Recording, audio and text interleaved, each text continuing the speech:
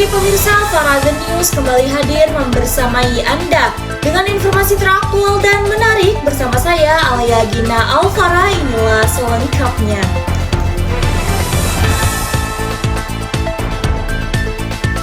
Selamat datang kembali di Farah Broadcasting. Pada kesempatan kali ini saya akan menyampaikan laporan mingguan mata kuliah Teknik Reportase dan Investigasi Media pada Learning Journal pertemuan kelima di hari Senin 6 Oktober 2025 yang dilakukan secara offline bersama Pak Dr. Adi Kusuma SIKOM MSI.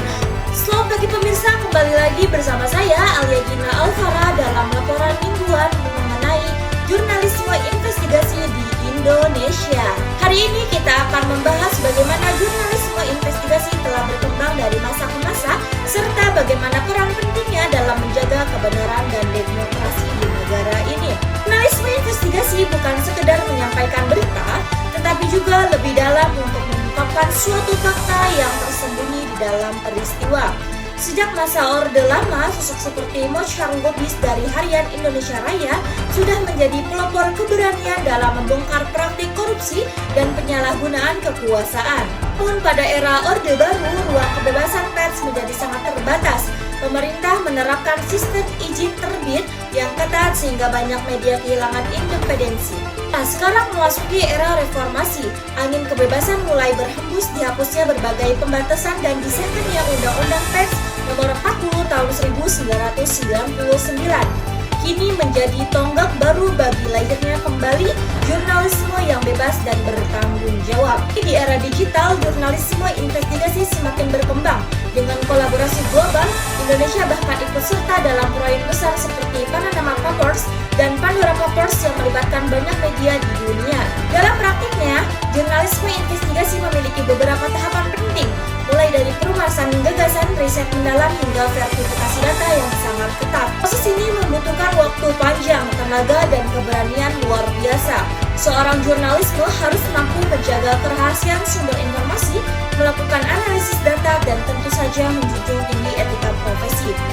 Selain itu, ada prinsip-prinsip utama yang wajib dijaga oleh setiap jurnalis investigasi, yaitu komitmen terhadap kebenaran, independensi dari kepentingan politik atau ekonomi, verifikasi dan akurasi data, serta keberanian menghadapi suatu resiko. Liputan mereka tidak hanya untuk bersensasi, tetapi demi kepentingan publik, demi membuka mata masyarakat terhadap penyalahgunaan kekuasaan dan ketidakadilan.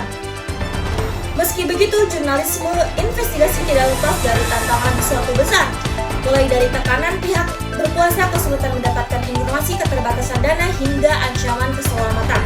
Namun, para jurnalis sejati tetap berpegang pada idealisme bahwa tugas mereka adalah menegakkan kebenaran dan memberi suara bagi yang tidak terdengar. Baik pemirsa, dari perjalanan panjang ini kita belajar bahwa jurnalisme investigasi adalah benteng terakhir dari kejujuran dan transparansi masyarakat. Dengan kerja yang sistematis, berlandaskan etika dan penuh keberanian, jurnalis investigasi membantu menegakkan akuntabilitas serta memperkuat demokrasi di Indonesia. Demikian laporan yang saya bawakan pada hari ini. Saya Alia Gina Alfara melaporkan untuk Anda. Terima kasih atas perhatiannya dan sampai jumpa dalam laporan berikutnya. Tetap kritis, tetap peduli, dan tetap dukung jurnalisme yang berani berkata jujur. Sekian dari saya, see you next video.